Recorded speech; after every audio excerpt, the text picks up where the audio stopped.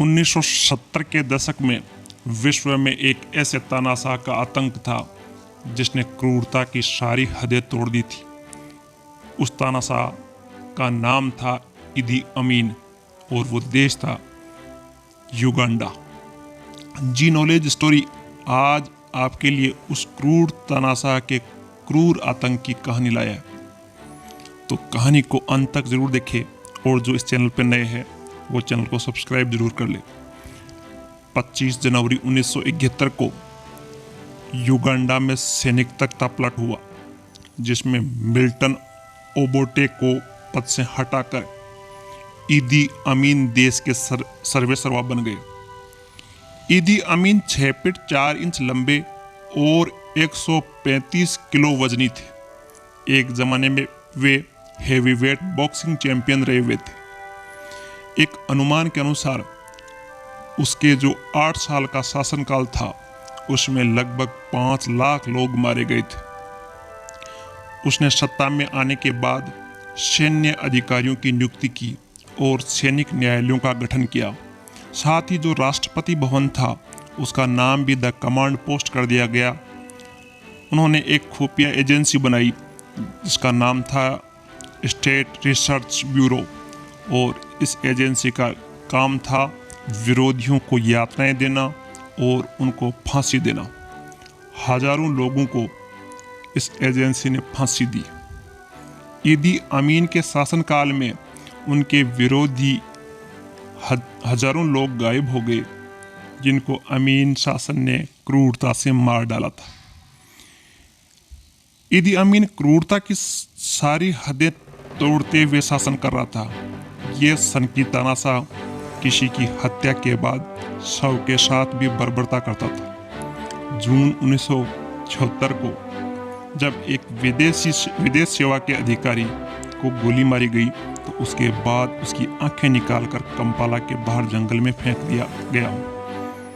इस प्रकार वह न केवल जिंदा व्यक्तियों को यातनाएं देता था बल्कि उस मृत्यु के बाद में भी वह व्यक्तियों के शवों के साथ छेड़छाड़ करता था। इस क्रूर तानाशाही और सनकी शासक के बारे में कहा जाता है कि वह अपने दुश्मनों का खून पीता था।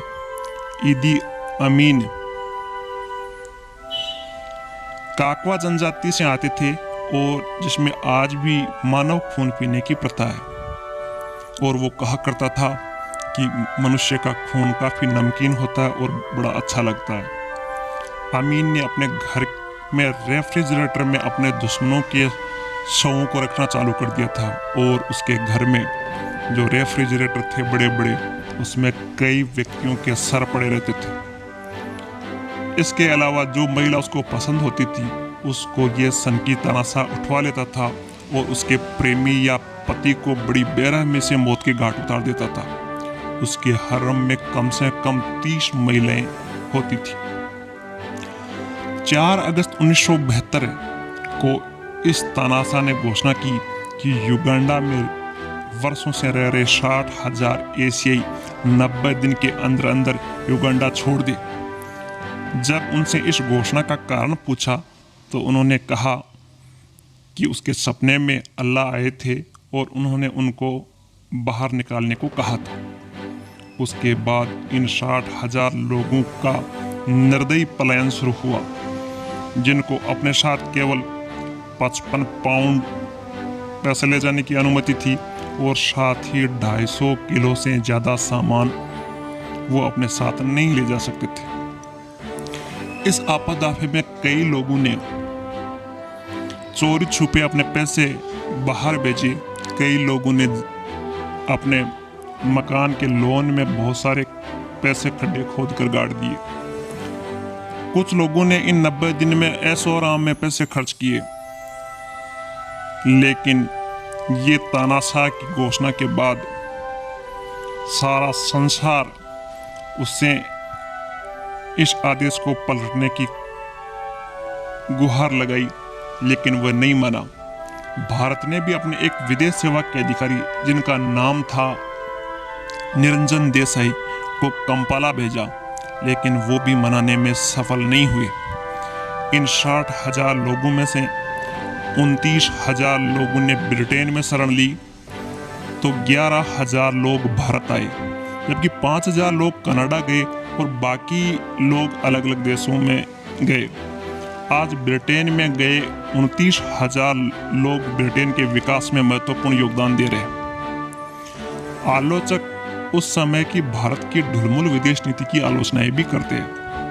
एक सनकी तानाशाह की क्रूर नीति ने विश्व में शरणार्थियों की एक विकट समस्या ला दी थी, लेकिन इस तानाशाह का अंत भी बहुत बुरा हुआ। 1978 तक इन एशियाई लोगों का अर्थव्यवस्था पर तगड़ा प्रभाव था और उनको निकालने से युगांडा की अर्थव्यवस्था तहस नहस होने लगी। कई मंत्री भी उनके कार्यों से नाखुश थे, क्योंकि वह कई बार अपने मंत्रियों को भी मरवा देता था। ईदी ने 1979 में एक पड़ोसी देश था तंजानिया, उस पर हमला कर दिया और उसके एक छोटे से टुकड़े पर कब्जा कर लिया। फलस्वरूप तंजानिया की सहायता से विद्रोहियों ने युगांडा में एक नेशनल लिबरेशन आर्मी का गठन किया और देश में ईदी के विरुद्ध युद्ध छेड़ दिया, जिसमें ईदी अमीन की सेना हारने लगी और 11 अप्रैल 1979 को नेशनल लिबरेशन आर्मी ने कंपाला पर कब्जा कर लिया। ईदी अमीन भागकर लीबिया चला गया, क्योंकि लीबिया में उस समय शासक थे मोहम्मद अल गद्दाफी।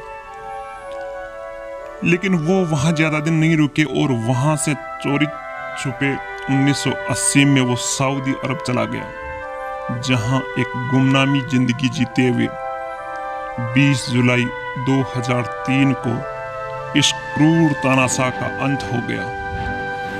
ईदी अमीन विश्व के तानाशाहों में क्रूरता की हदें लांघने वाला एक बड़ा तानाशाह था। हालांकि संसार में काफ़ी क्रूर शासक हुए हैं, लेकिन आज भी ईदी अमीन को इन तानाशाहों में ऊपर का स्थान प्राप्त है और सबसे क्रूर तानाशाह माना जाता है। तो ये थे ईदी अमीन और उनकी कहानी। आशा है आपको ये कहानी पसंद आई होगी। पसंद आई है तो शेयर और लाइक तो बनता ही है। ऐसी कहानियाँ लेकर हम जल्द हाजिर होंगे। तब तक के लिए गुड बाय।